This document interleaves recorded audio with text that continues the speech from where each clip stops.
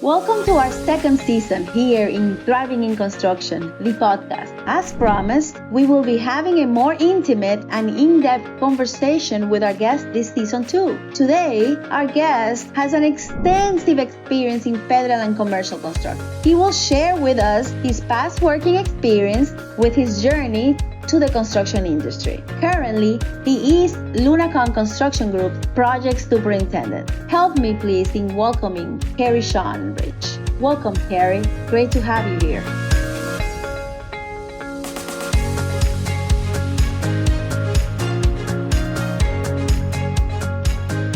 And I've seen that many a times where the cheapest bid come out and they do something and you have to have someone else that's even higher come in and replace it all because it wasn't done right, past inspection. You have to have the good quality subcontractors to work with you. And when I say work with you, everyone they have to like each other.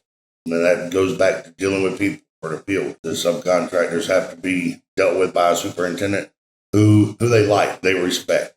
You know, if they think that someone is a mean, grouchy something, that they're not going to want to do anything for them. If they get along with them and they're respectful, then you can get a lot out of subcontractors without them going back to their project managers and saying, "Hey, we need to back charge for this."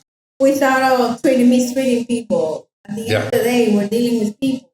Exactly. And there's no need to treat people in the field as second-class citizens. I believe myself that the lowest laborer that walks out on the project could be to have the smartest idea that day, no matter who it is. It could be very new on the project, walk out, look at something and say, "Hey, why don't you do this way?" And it'd be a better way than what we've ever done in the field before. Has that ever happened to you? Oh, yes, ma'am. Give me an example. Oh, well, like stripping some forms out of a foundation pour back, where we're stripping forms out of a diamond around the column. We call it a diamond. It's an isolation concrete slab under the slab.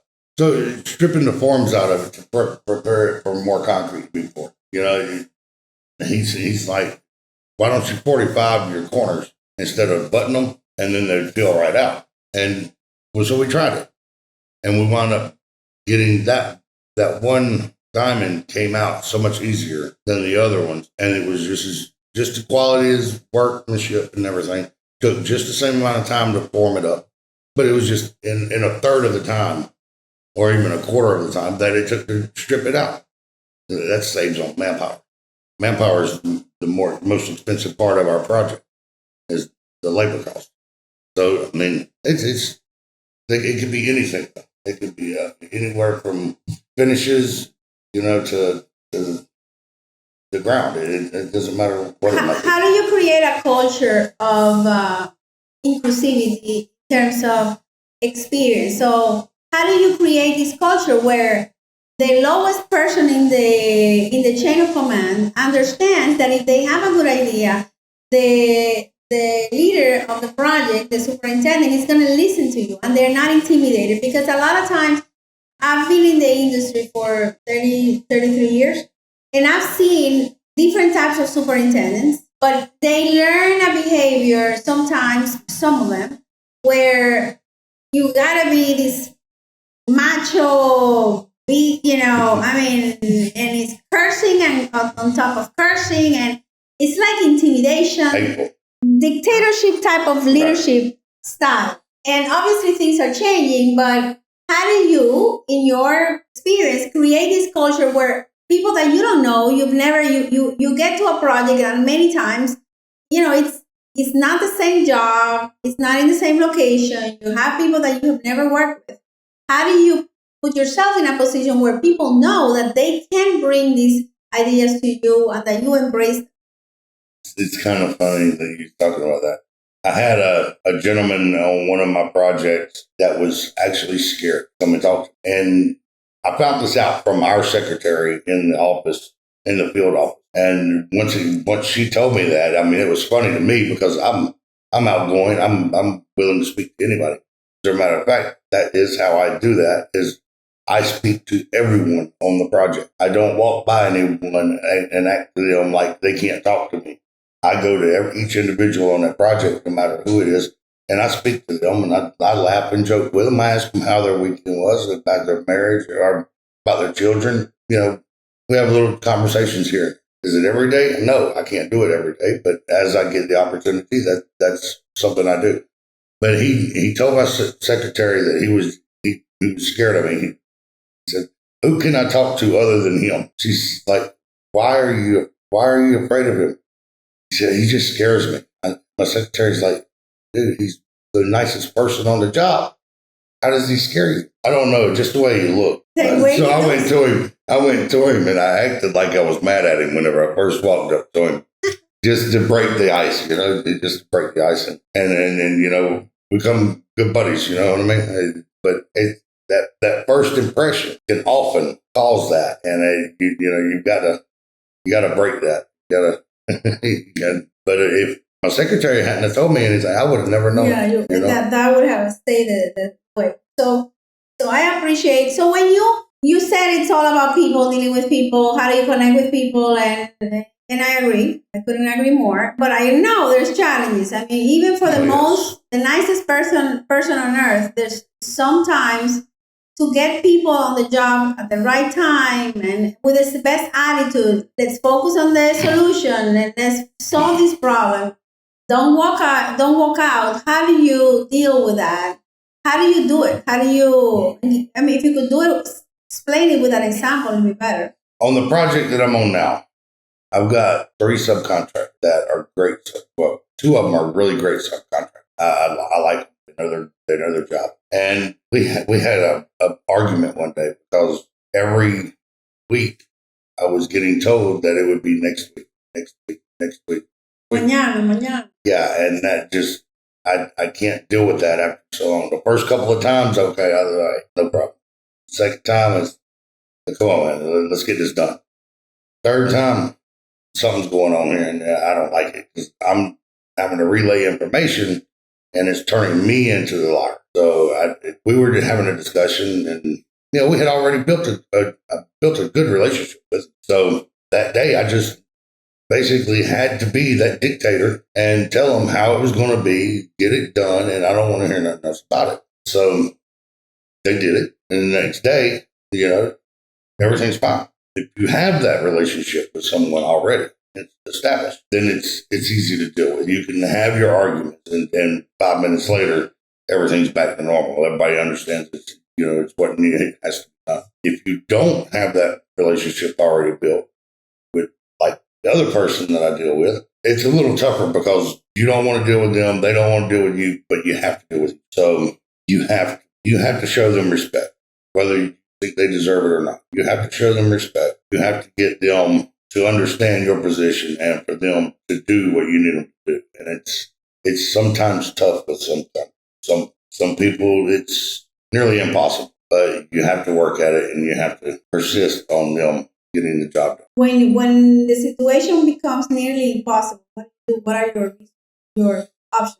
Well, you can, being a superintendent, you can talk to your project manager and ask them to talk to them to see what it could do. Or instead of going to your project manager, you could go to their project manager or their owner, vice president.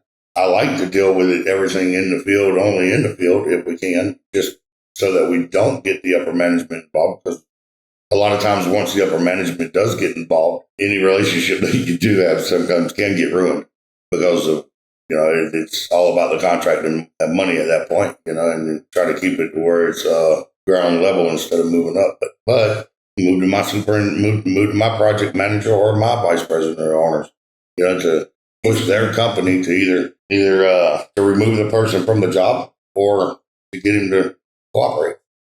Yeah, and the thing is that we are set or we're bounded by this contract that says you have to finish by this date within this amount of money, and every day that we don't produce costs. Right. And so the level of stress can escalate with somebody not pulling their weight. Right. So Shawn, tell us about the relationship project manager superintendent. It's a people's relationship. So sometimes works, sometimes it doesn't. How do you advise a young superintendent, maybe right out of college, maybe someone that started in the field and became a superintendent to prepare themselves, to position themselves to a successful relationship that can impact the project positively? Well, with nowadays, a lot of your superintendents are coming out of college, as well as your project manager coming out of college. It used to not be that way. It used to be your project management had college, your superintendent had field experience. There you go. Thank you. Now, it's like myself. I have experience. I've been in construction for over 36 years. So with me, I don't have a degree in construction, but my project manager that I deal with, he's got lots of degrees in construction and not as much experience as I have. So, I mean, and he's a great guy, and, I'm easy to get along with anyone, get along with anybody, anytime, except for one or two people here and there. But you've got to work together as a team. And to build that team, you've got to be willing to listen to what their ideas are and to what their thoughts are, as well as express your own ideas, your thoughts to them, and communicate with each other and come up with the best way to do something. Just because they're office personnel and you're field personnel does not mean that you know what's best in the field and they know what's best in the office, or vice versa. You may give them a good idea, they may give you a good idea. The more the eyes are upon it, sometimes it just works out better, and somebody might see something that you don't listen. You have to be willing to listen. You have to be willing to learn, and it doesn't matter who it is that you're learning from. Anyone can teach anyone something at any point in time. So to build a relationship with the project management team, it really depends on the people and the willingness to work together. If I'm not willing to work with one person, I'm not going to be willing to work with someone else. Those people could be the problem. If you have to be willing to work alongside the people, regardless of their think the way you think.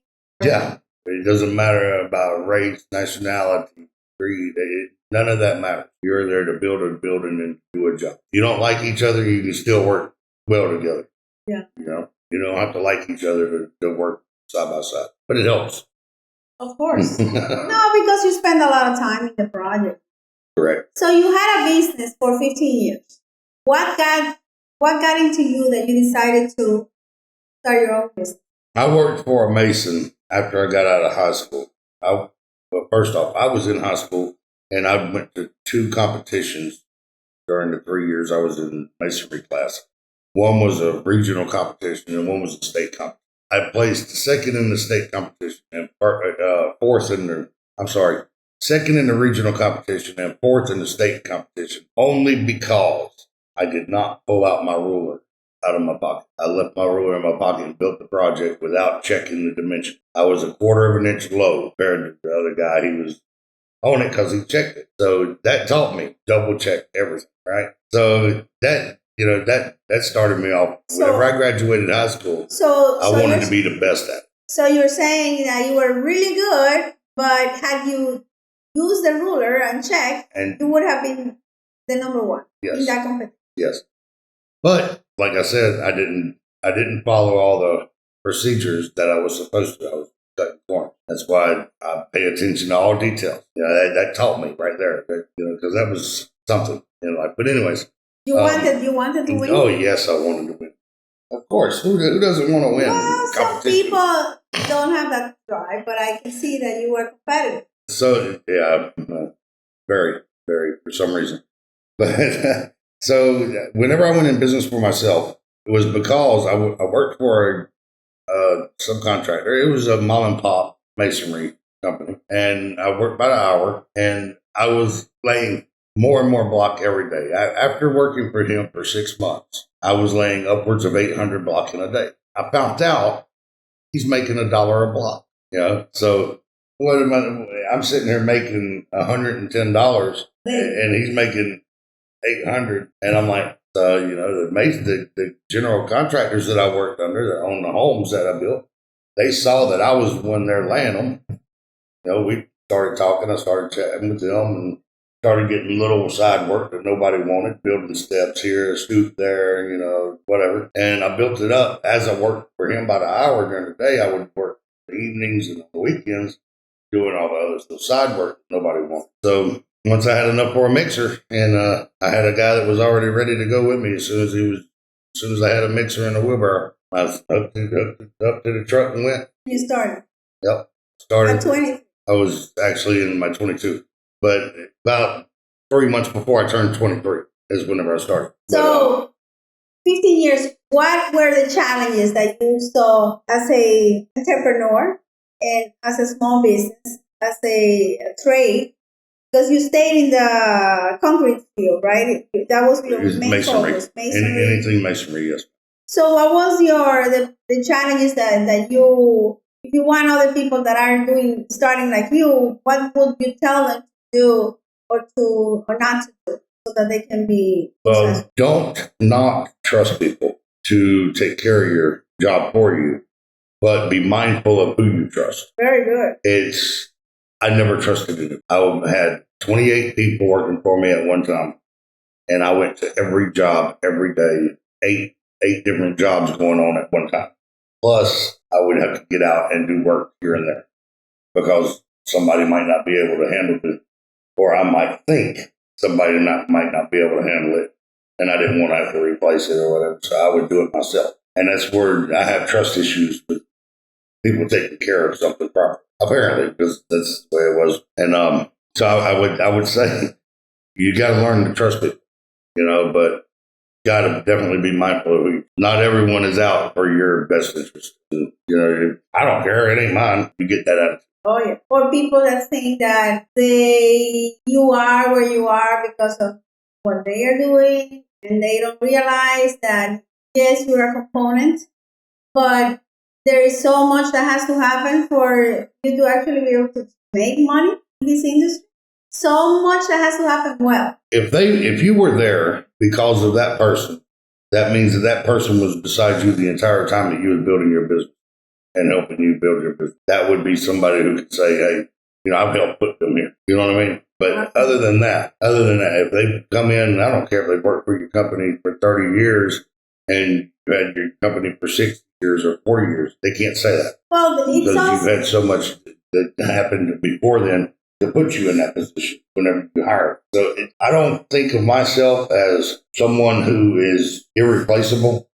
Lord knows, we're all replaceable in the line of, construction field. We can all be replaced with someone else. I do think of myself as being a valuable part of a team, but not egotistical, if you understand what I'm saying. Of course. And at the end of the day, this is a team sport. It's a team. Even if you get somewhere, like, say, a company, we were here, right? It doesn't mean that the next 10 years, you're going to get there on your own. It's really a team sport. And what I'm saying is everyone has even the reception, the labor, everyone has everything. There's a lot that has to happen well for you to actually make money.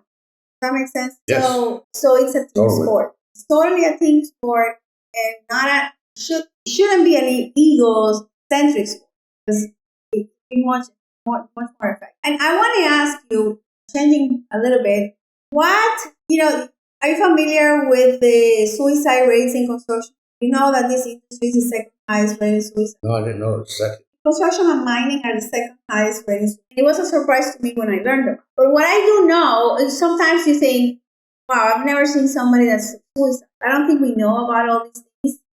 But I do know that a lot of people get cancer. They get into this industry and they expect to retire, but they retire their bodies is in such a unhealthy that they're not able to enjoy what they think they're going to enjoy. Or forget the suicide part of it, but to get to suicide, you got to be in depression. So I'm thinking that if that's the case, the statistics show that, then there's a lot of people in depression that we don't know about. And they are out there, and we see them, we talk to them, and they could be next to us, but we disassociate from them. And so my question is, what happens in this industry that awards this industry with such a high record from your perspective? I really don't know. I really don't, because I love my job. I love what I do for a living. It's a God-given talent for me to be able to work alongside of people as a team and to problem solve. And that's, that's what I do. And to be depressed because it's construction, I don't know that it would be due to construction.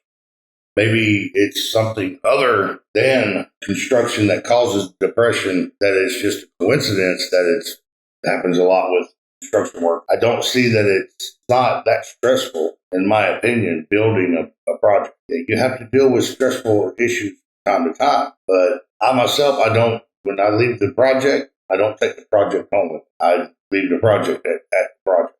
When I get up in the morning, I'll start thinking about what needs to happen before I leave home. But by the time I leave the project, I'm not worried about no more of that. I'll deal with it the next. I guess a lot of people worry that something's not going to go right, or that it's not going right, or but what are we going to do about this problem we just found?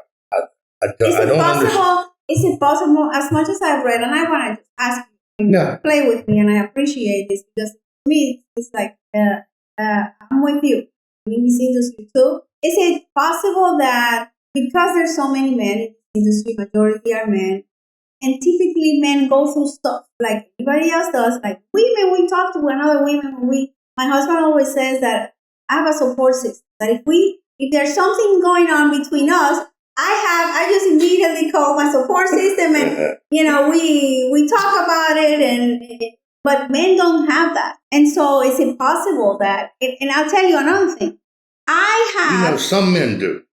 Some men have friends that they can talk to. But the problem is that men are too egotistical to put their macho-ness aside and reveal that they have emotions. I'm not talking about a man crying on another man's shoulder. I'm talking about a man talking to another man about his problems, that he needs help and some advice or something. There are friendships out there that men have that can do that. I have 2 different people that I'm close enough friends with that I will discuss my issue, and they discuss theirs with me. But it's not. See, a man, most men nowadays, they think that, oh, something's wrong with me if I'm going to share my feelings with someone. Yeah. That's the same sex. And the only reason we do it with the opposite sex is they get a date. Whatever you want to call it. But that's I didn't want to say that out of the way, But no, I don't. I think you're right, man. I'm not going to go out and just walk up to somebody and start sharing my problems with them. But it takes close friends to do so. But I think it's this connection. This connection. We have to connect. You're natural at it. You connect in the field. You said it. I go through the job site, and there's nobody that I ignore. I connect with people. And so, and for us, think about COVID. When everyone was separated, not us, our industry, we were deemed essential. So the human suffers because of lack of connection, lack of people. We need people. We're not alone in this world. I think a lot of it has to do with not having a channel, like you're saying, or thinking that you're too much or you can't show your emotions, or so on and so on. Well, that's society. Society is what dictates how we act, and not the way we should act. We should act according to what God says, how we should act, love one another and help one another. So if you live by that, then you're willing to help anyone, and hopefully anybody's willing to help you. But I want to go back to what you said about the COVID. Now, there's still from the COVID that are needing work, that are actually looking for work, that have not found jobs yet. Superintendent construction company. Really? Now, until I come to work with Lunacon, I was one of them. Several companies are looking for specialty superintendent. I don't want a drywall and framing superintendent. I want an MEP superintendent. I want a finishes superintendent. Well, the problem I have is I'm an all around. I deal with all of them. I don't deal with just one item. I had 5 or 6 different companies tell me I was overqualified for what they want. How do you? I've heard of overqualified from people before. In corporate positions and stuff. Never heard of it in the construction field.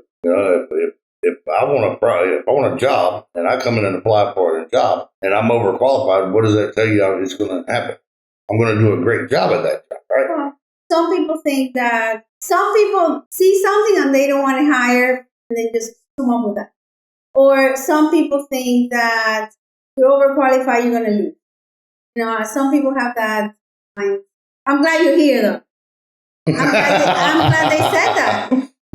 At the end, like you said, God knew where you needed to be. A lot of times, the no's that we find in our lives are just a step towards the yes.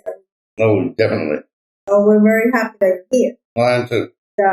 You have made a huge contribution to our company. No, I attempt to every day. So I mean, I'm glad it's noticed. I do want to push forward, and then help all I can. I knew how I was before you came and how we were after. So we know when you're contributing, and I'm pretty sure that our client also. So for that, I'm very grateful. The client is happy.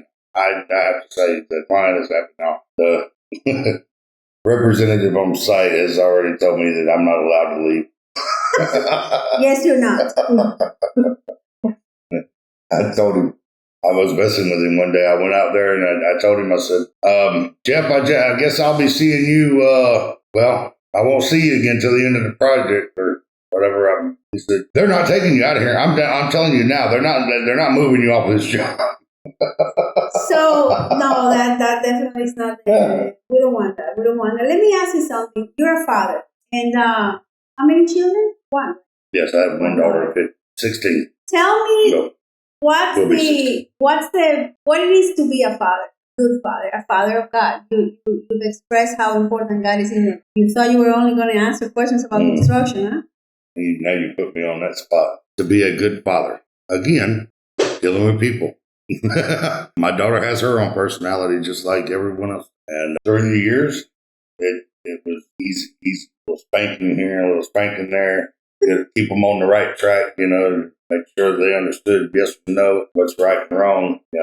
Now, 16 years old, or will be this coming Friday, it's a lot more difficult, especially for being a female. For me, I believe I would have been better off suited with a boy, but God gave me a female to be something. I'm learning it. I'm learned it. I'm learning it.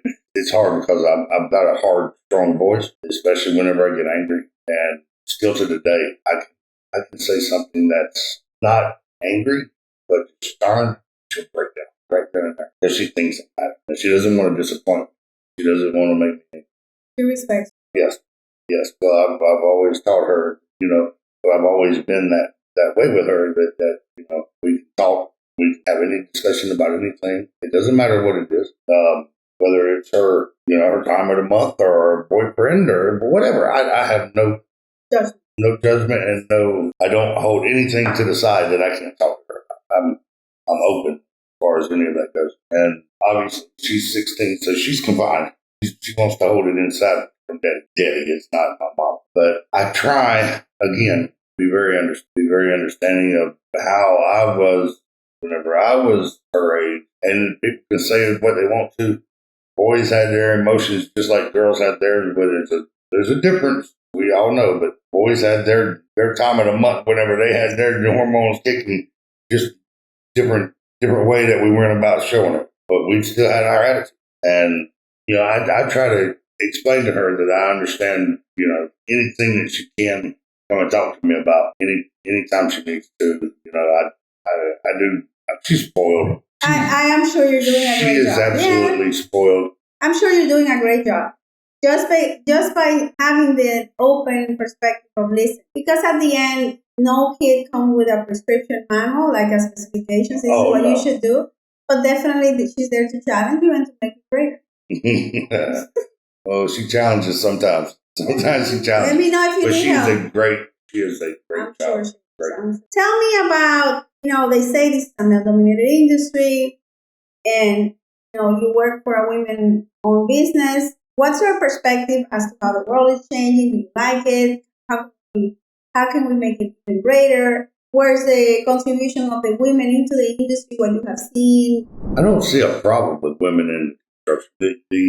The only thing that I see a problem with women in the construction field with, sometimes the dress that they come dressed in onto a project. That you get a lot of women that want to wear very tight clothing out onto a project, that as if you were going to be working on the project, that type of clothing to be worn. It's very distracting to a lot of the guys whenever they come out in tight clothing. Really? Very. You get a lot of talk about it after the fact and leading up to it, but knowing that they're coming. Yes. Can't help it. Yeah, you can. Wear an overcoat. I'm not talking about how you came out the other time. Yeah. No, I'm not because you have. I'm talking about. I've got one subcontractor that comes out in leggings. Oh. I don't need that on the job. You know what I mean? And that's all she ever wears. But I'll tell you a story really quick. I want to say 20 years ago, I was doing a target, maybe more. I lost track of probably more than 20 years. I'm walking. The job was very, very difficult. I got into this job. The previous team was not really wanting it. So they put me in this job. It was a fast track.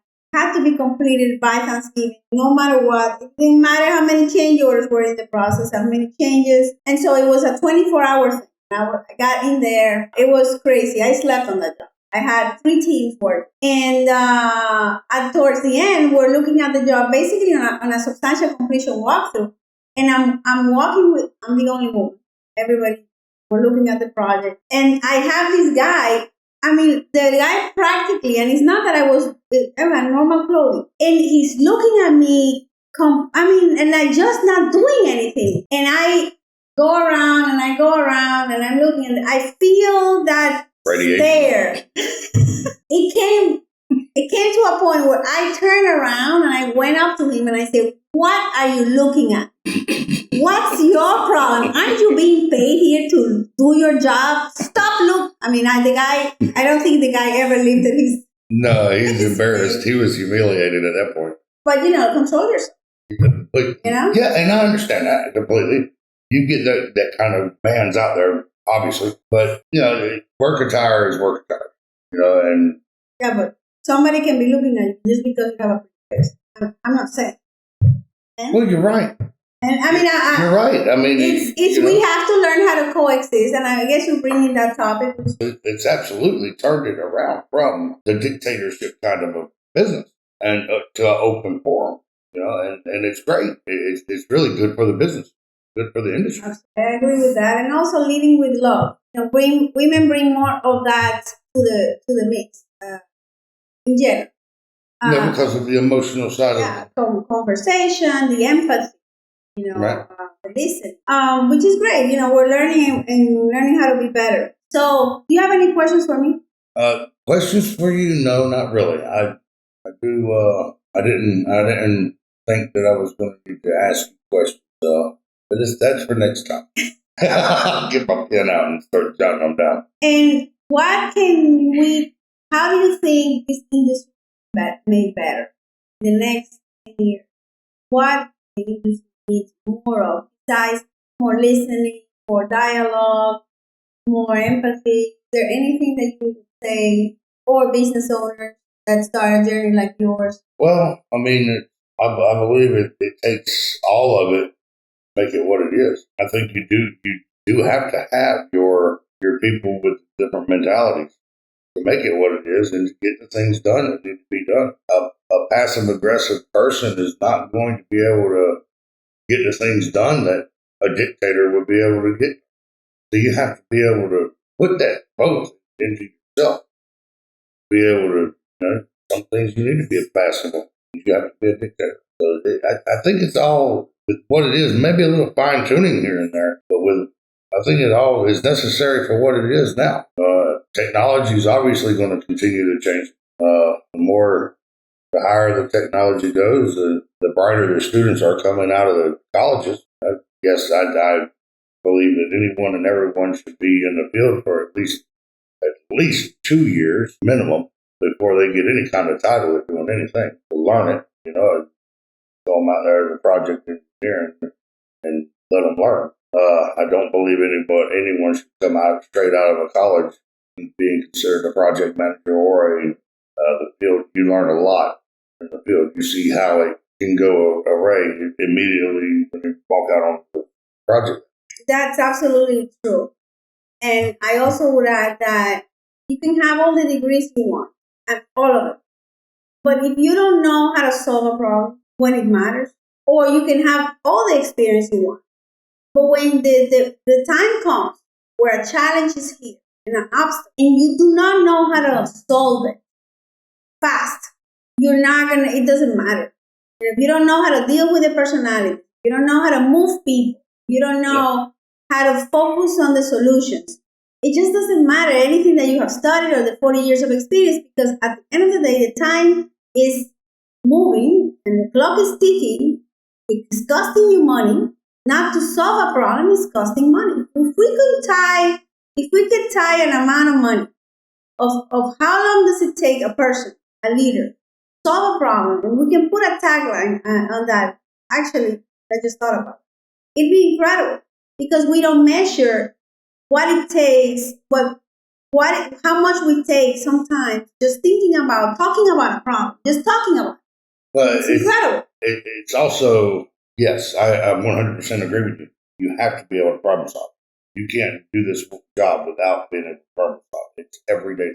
But being able to problem solve also relates to being able to get it to be able to follow with that. So not only to be able to problem solve, but the other people in your business, the ones that handle that part of it, middles and purchasing or whatever, to be Johnny on the spot to follow through with all that.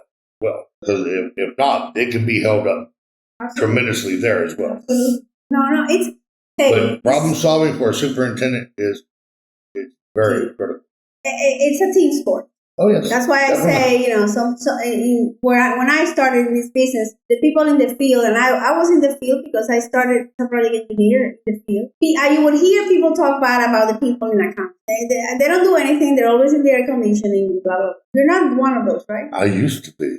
But without a great system in accounting, you so it's a team sport. It's very important. Accounting, I wouldn't downsize at all. Your people so far I've not had an issue, and I have not heard of anyone having it. But your accounting department, payroll department, if your people aren't getting their checks on time, they're not going to care about you. You know what I mean? I'm talking about from very low labor to highest one you pay. Regardless, most of the time it messed my check up last week. I'm going to look for another job. A one-time thing can cause some people to do that. Of course. John, I have so much respect for the people that start in this industry, the trades like you, and become a superintendent, a general superintendent. I have a lot of respect, not only because my husband started in this industry as a carpenter, as a laborer. So, and I know what are the possibilities this industry brings. People have to start in the university, and that's the only way you can make a great living. That's not so. This industry is teachable. You can start in this industry in the field, and you can start going through college like I did. And so I would like to thank you for your participation in our podcast and giving your perspective, and give you the opportunity to express to our listeners final thoughts, advice to people that are starting or have a business, or anyone that you think could use your advice so they can thrive. Well, construction is a tough business. There's no way to powder coat it, sugar coat it, however you want to say it.